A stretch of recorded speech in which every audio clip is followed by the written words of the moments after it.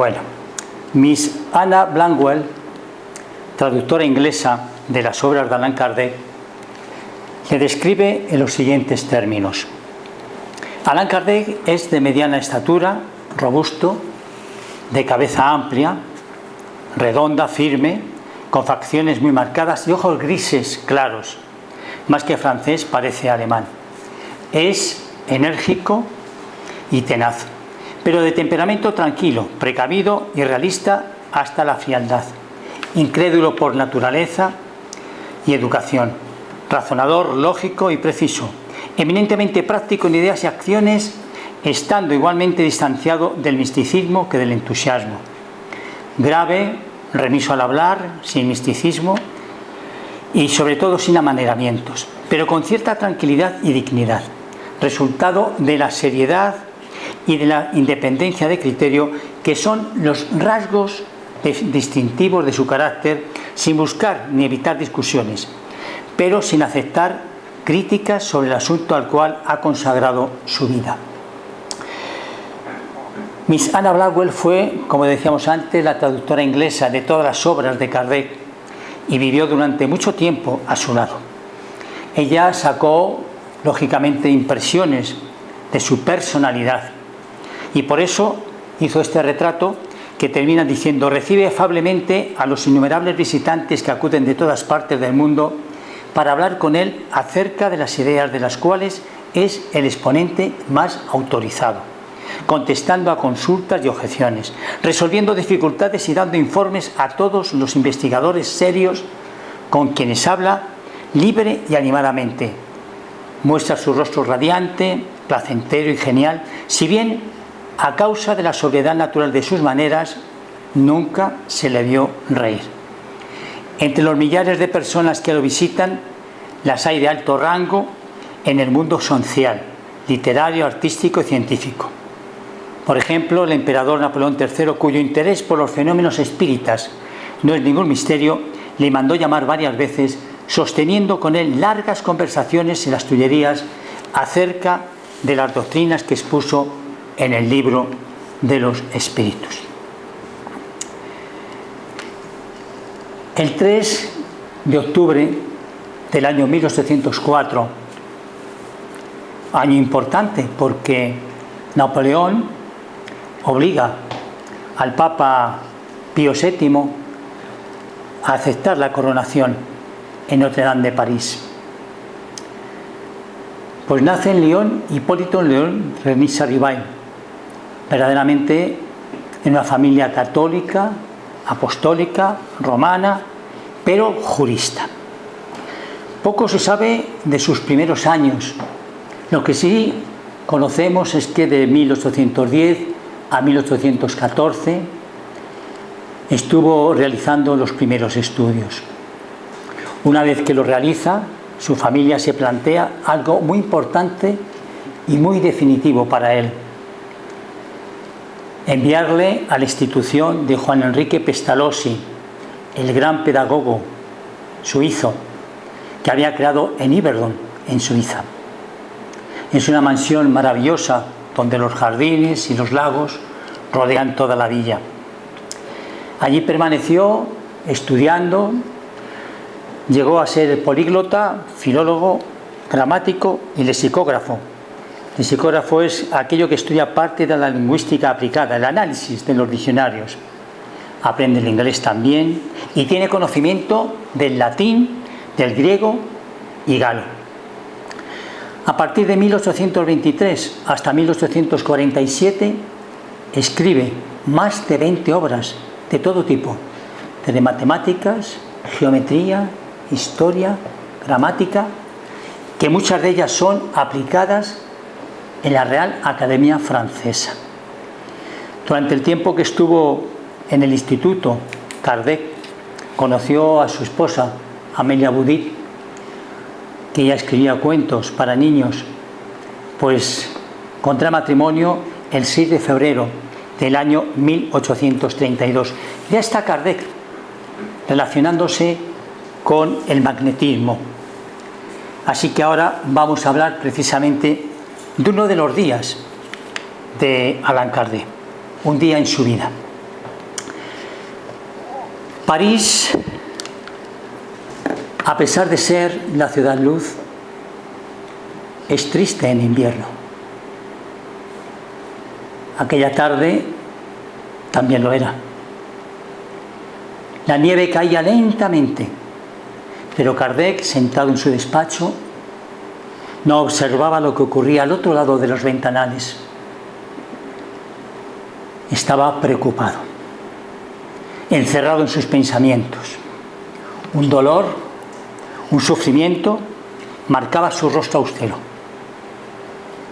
Eran días difíciles, muy difíciles, puesto que el dinero no alcanzaba para las publicaciones de la revista Espírita, al tiempo que llovían las cartas de elogios y quejas protestando por la publicación del Libro de los Espíritus, que había tenido un eco en el mundo intelectual, habiendo sido presentada en la Galería de Orleans de París el 18 de abril del año 1857.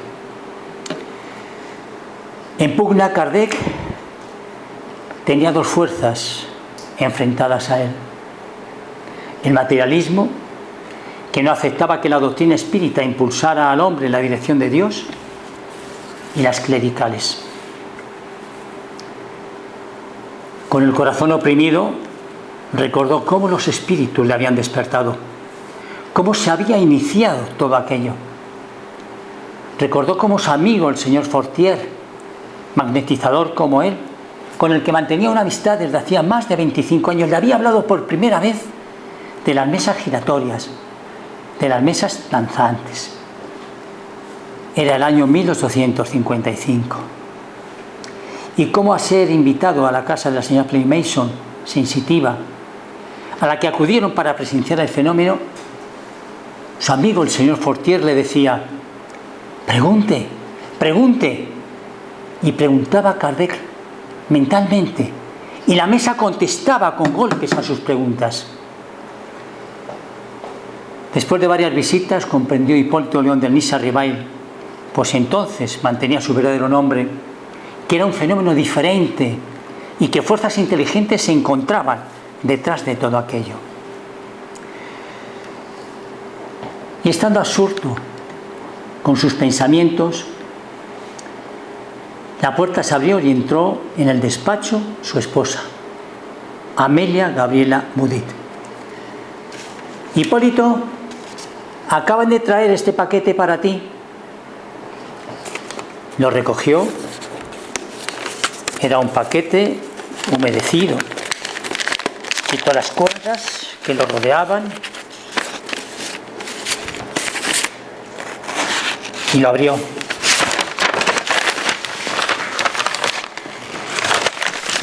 Era un libro color verde, en cuero de Rusia, con sus hojas raídas y amarillentas por el uso. Y unas letras impresas en oro decían: el libro de los espíritus, y más abajo, Allan Kardec.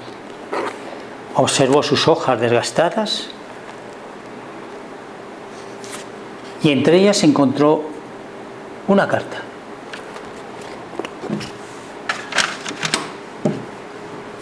Desplegó el papel y leyó.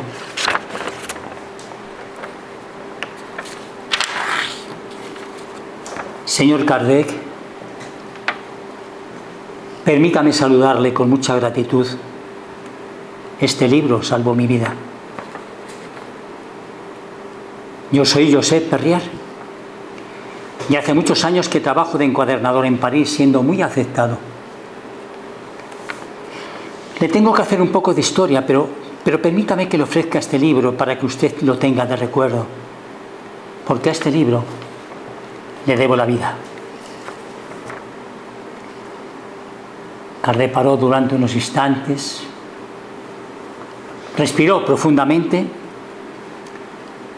y siguió leyendo la carta que decía: yo vivía feliz, tenía un hogar, me había casado hacía pocos años y mi esposa llenaba todas las ilusiones de mi vida. Todo me sonreía. Profesionalmente estaba trabajando bien, pero un día una enfermedad nefasta y cruel marcó nuestra existencia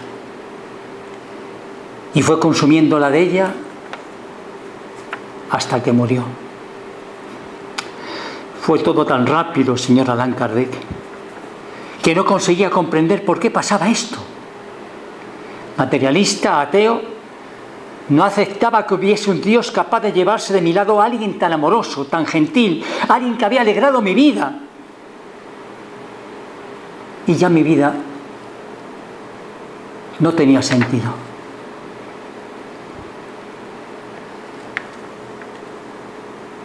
Después de que ya la había sepultado, solamente una idea rondaba mi cabeza. Sí, era la del suicidio. ¿Para qué seguir viviendo? ¿Qué razón había para que me mantuviera con vida mientras ella estaba al otro lado, según decían las religiones de la vida? Pero yo no tenía ninguna prueba, no tenía ninguna evidencia. Ella no estaba más a mi lado, no aceptaba mis sentidos y mis sentimientos. Estaban destrozados por la ausencia de ese ser tan amado y tan querido. Una noche, paseando por el Sena no hace mucho tiempo, señor Kardec, esa idea constante del suicidio continuaba rondando mi mente. Avancé por el Puente Nuevo, la niebla parecía cubrirlo todo. Apenas se veían las farolas iluminadas y dije, sí, este es el momento.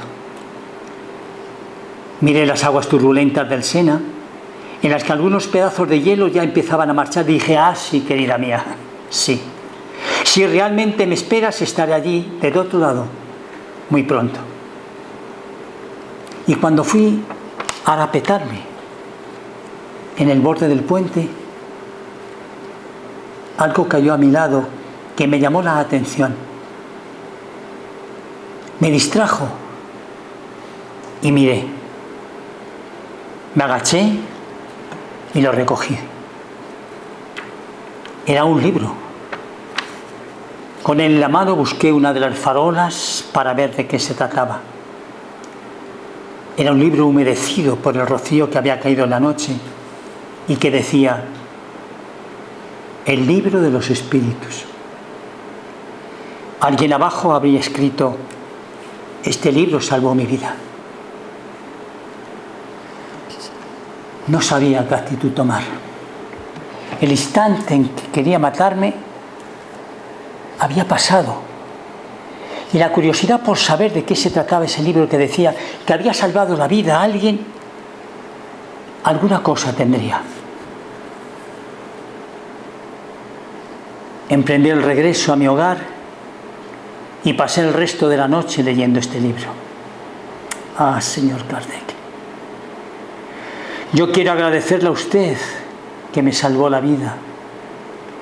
Ahora sé que este libro es maravilloso y doy gracias a usted, que fue quien lo escribió y quien escuchó las voces de los espíritus para darme una orientación. Recíbalo entonces con mi profunda gratitud, porque nunca habré de olvidarme que gracias a usted no me he matado.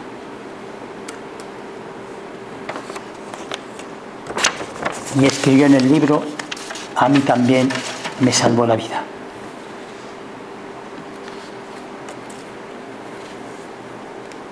Allan Kardec sintió que le corrían las lágrimas por las mejillas y pensó qué poca importancia tenía la incomprensión de los demás o la intolerancia cuando en realidad alguien venía a agradecerle el haberle salvado la vida. Y lloró. Kardec lloró. Ese fue un hecho importantísimo en la vida del notable maestro codificador del espiritismo, porque de esa manera, en la hora crucial en que él sentía el desamor de la gente, llegaba una prueba de gratitud que todos de alguna forma necesitamos en un momento de nuestra vida. No porque hagamos el bien o ayudemos a alguien esperando la recompensa, sino también porque se necesita una palabra de estímulo. Entre el año 1860 y 1862, en que sale a la luz el libro de los Mediums, y en el que tiene lugar el auto de fe de Barcelona, donde fueron quemados, como bien sabemos, 300 libros y revistas espiritistas, fueron años dedicados a la programación doctrinaria. Y viaja constantemente visitando centros espíritas en Lyon, en Burdeos y algunas otras localidades francesas. Son años en los que había pasado la fase de la curiosidad y estaban en el segundo periodo, que es la filosofía. El tercer periodo será la aplicación a la reforma de la humanidad. En 1863 prepara un libro de moral espírita, en tanto la Iglesia Católica se manifiesta en contra de él. Publica en abril de 1864 el Evangelio según el Espiritismo y viaja a Suiza, viaja a Bélgica. Y en Suiza, en Yverdon, recuerda perfectamente los 8 años que estuvo disfrutando del instituto.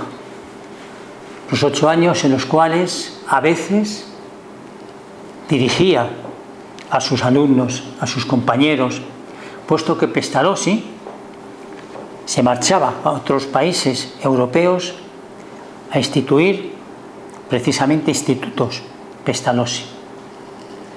¿Cuál era la diferencia entre Pestalozzi y la educación que entonces se realizaba en otros institutos? Él, que habría sido un gran pedagogo, había comprendido que el entendimiento, el acercamiento al alumno, el diálogo, la comprensión, era lo más importante precisamente para llevar adelante la enseñanza. Entonces recordemos que la enseñanza era muy rígida, sobre todo en Inglaterra. Y en Pestalozzi encontraron precisamente aquello que todos esperaban, ese entendimiento, que los alumnos pudiesen desarrollar todo su saber, que no se encontrasen limitados precisamente por todo aquello. Y Kardec fue allí donde desarrolló todos sus estudios y donde cogió precisamente la base fundamental que luego sirvió para realizar toda su carrera. Los progresos del espiritismo son notorios. Y en 1865 se presenta el cielo y el infierno y pone de manifiesto cuánto hay de atraso en materia de religión y superstición en el pensamiento de los hombres. Los ataques en su contra aumentan considerablemente. Da muestras de cansancio debido al mucho trabajo. La revista, que había sido constituida en el año 1858, y el centro espírita, el primer centro espírita que se instituye también en París en esa fecha, en 1868. Tiene que contestar personalmente a las cartas que desde el resto del mundo recibe y comienza a elaborar el Génesis.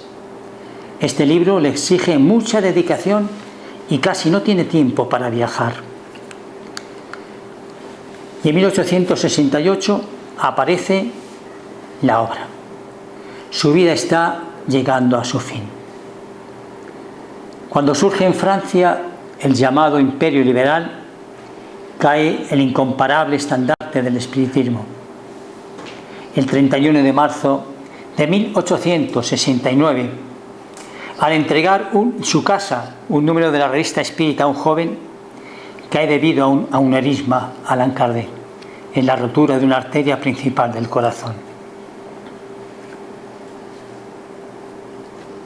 El 31 de marzo del año 1870 se realiza la inhumación de los restos de Kardec al cementerio Père Lachaise de París.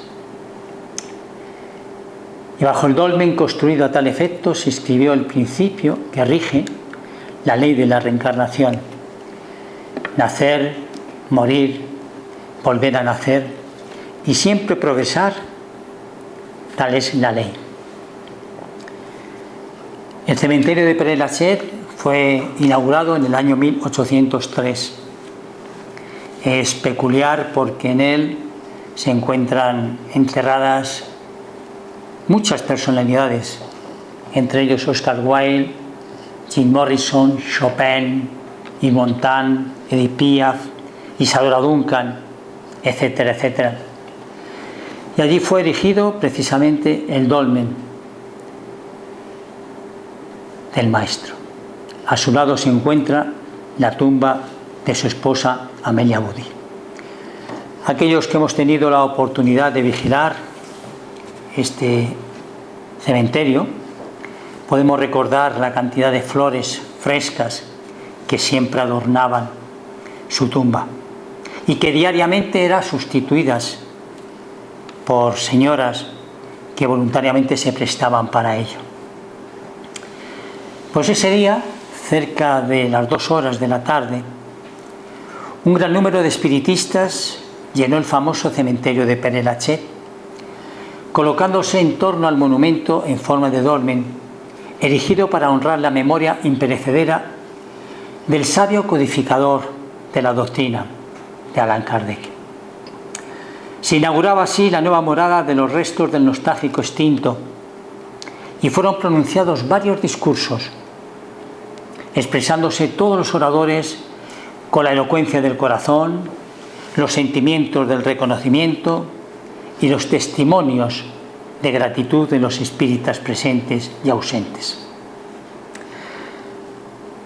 Algunos compañeros de Kardec, no pudiendo comparecer a esas manifestaciones de cariño, remitieron bellísimas cartas y transcribimos la de Alejandro Denain, amigo íntimo de Allan Kardec y padre de Gabriel Delaine, el autor del libro El alma es inmortal. Y dice así: Rouvray, 30 de marzo de 1870. Señores y amigos, hace un mes que estoy en el campo, buscando restablecer mi salud fuertemente afectada por 6 meses de enfermedad. Tuve conocimiento a través de una carta de la señora Delaine que mañana inauguráis el monumento de nuestro venerado maestro Allan Kardec.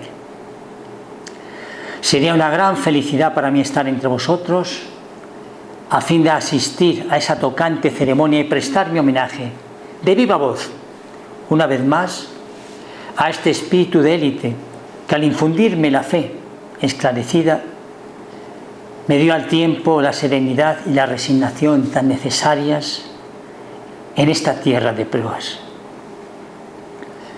Pero si la distancia y el agotamiento de mis fuerzas no me permiten acompañaros personalmente, creed que mi corazón no permanece insensible y que mi pensamiento libre, a pesar de la impotencia de mi cuerpo, irá a unirse al vuestro.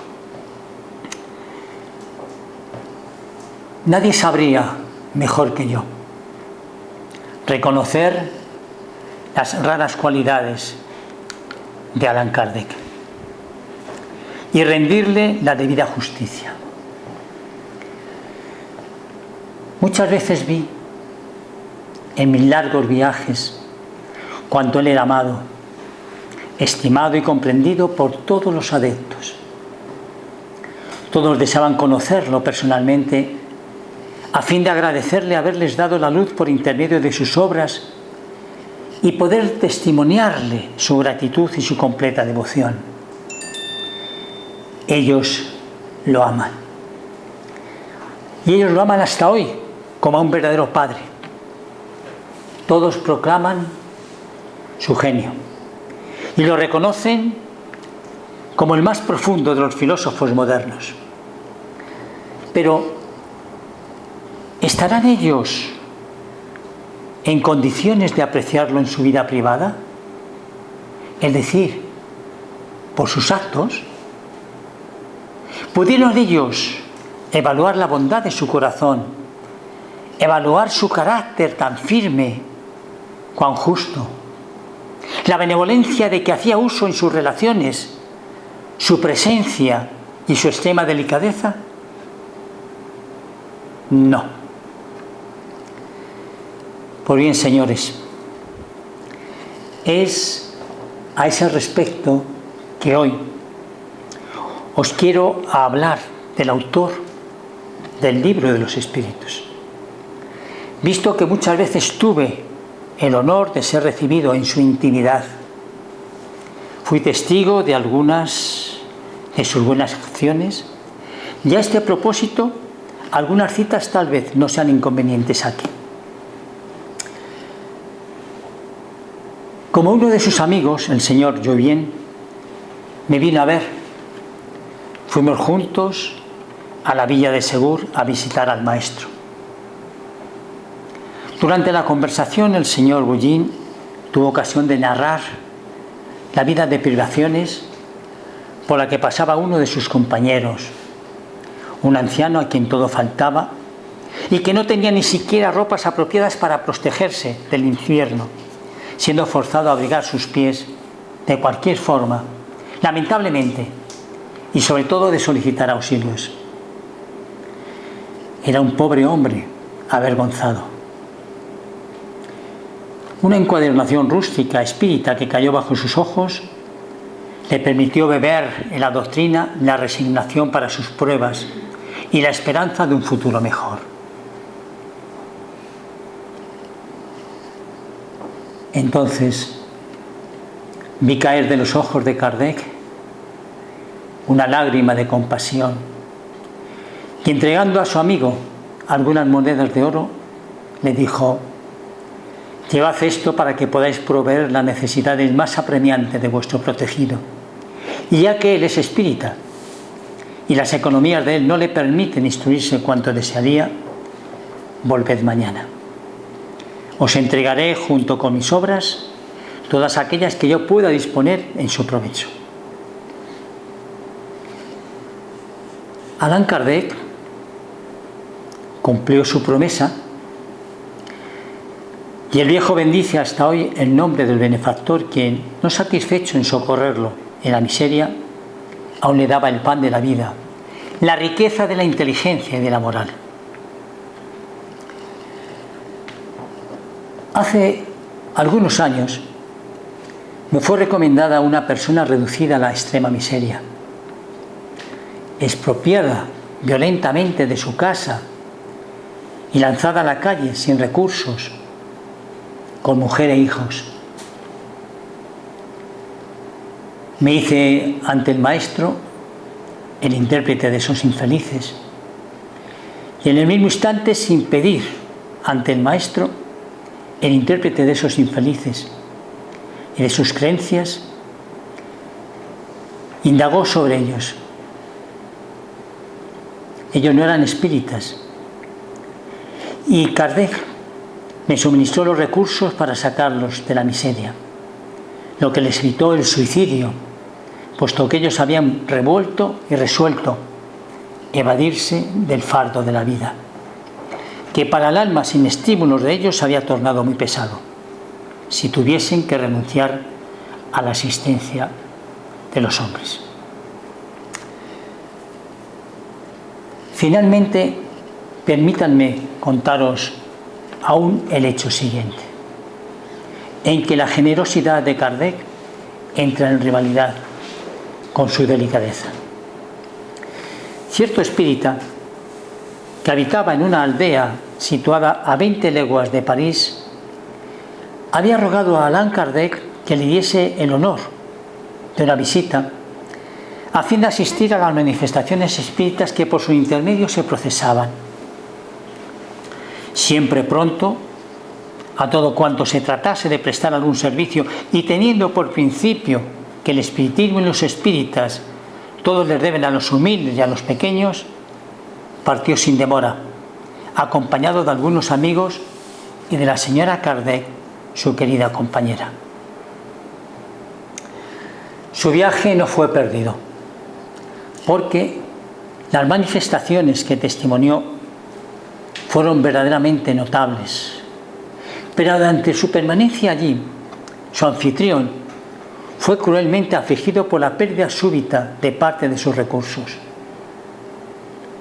Todos, consternados, disimulaban su desolación tanto cuanto era posible. No obstante, la nueva del desastre llegó a los oídos de Allan Kardec, quien en el momento de su partida, informándose de la cifra aproximada de las pérdidas sufridas por el amigo, remitió al alcalde una cantidad más que suficiente para restablecer el equilibrio de la situación de su anfitrión. Este solo fue notificado de la intervención de su benefactor después de su partida. Yo no pararía de hablar si tuviese la necesidad de recordaros los millares de hechos de este género, conocidos tan solo por quienes, precisamente, fueron socorridos por Kardec. No amparaba solamente la miseria, levantaba también con palabras confortadoras la moral abatida. Sin embargo, jamás su mano izquierda supo lo que daba su mano derecha. Antes de terminar, no puedo resistirme al deseo de daros a conocer este último pasaje. Una tarde, una de mis relaciones, que pasaba por una cruel prueba, escondiendo a los ojos de todas sus vibraciones, recibí una carta cerrada que contenía recursos suficientes para ayudarlo a salir de su crítica posición. Y estaban acompañados por estas simples palabras: de parte de los buenos espíritus. Del mismo modo que la bondad del maestro había descubierto su infortunio, mi amigo, guiado por algunos indicios y por la voz del corazón, no tardó en reconocer a su anónimo benefactor. Por tanto, he ahí el corazón de ese filósofo desconocido durante su vida. Y en verdad, ¿quién más que él, tan bueno, tan noble, tan grande de sus palabras como en sus acciones, sino lo que totalmente lo desconocían? No tenía enemigos, solamente aquellos que no habían comprendido, que no habían convivido con Kardec, no pudieron apreciarlo, sino solamente aquellos que fueron forzados a rendir homenaje a su buena fe y a su completo desinterés. Sus críticos, que de él no conocieron sino su bandera, trataron de perderlo delante de la opinión pública, sin al menos investigar si las mentiras que desparramaban tenían algún fundamento. Sin embargo, él sostuvo su bandera tan alta y tan firme que ningún descrédito pudo alcanzarlo, y el lodo con el que querían cubrirlo manchó solamente las manos de los panfletarios. Querido maestro, noble y gran espíritu, vuela en tu majestad y vuela sobre aquellos que te aman y respetan. No los dejes sin tu intervención caritativa y protectora. Comunícales al alma el fuego sagrado que te anima, y así, profundamente convencidos de los inmortales principios que profesaste, ellos marchan por tus huellas, imitando tus virtudes. A reinar entre nosotros la concordia, el amor y la paz, a fin de que podamos reunirnos a ti cuanto la hora de la liberación suene igualmente para nosotros. Amigos, compañeros, recibid un fuerte abrazo. Alejandro Delaine. Esta carta fue traducida de la obra editada en 1870, discursos pronunciados con motivo del aniversario de la muerte de Allan Kardec, inauguración del monumento, y fue extraído de la revista Reformador en marzo de 1978. Hemos querido resaltar precisamente la figura de Kardec. Todos nosotros hemos estudiado la doctrina, estudiamos las obras, estudiamos todo lo que nos ha aportado con su conocimiento a través de la codificación. Pero muchos de nosotros desconocemos o desconocíamos su otra parte, la parte más importante de él, sus sentimientos, su corazón, su forma de vivir, que fue siempre dedicada a los demás. De hecho, recordemos que después de poner en marcha el instituto junto con su tío en París, en el que atendían a multitud de alumnos que algunos no pagaban debido a sus necesidades, el instituto, debido a la falta de dinero, puesto que el tío tenía la tendencia del juego, dejó el instituto prácticamente en la quiebra, y después el dinero que poco localizaron fue entregado a un familiar suyo que lo invirtió de mala forma y que también se quedaron en la quiebra, en la calle.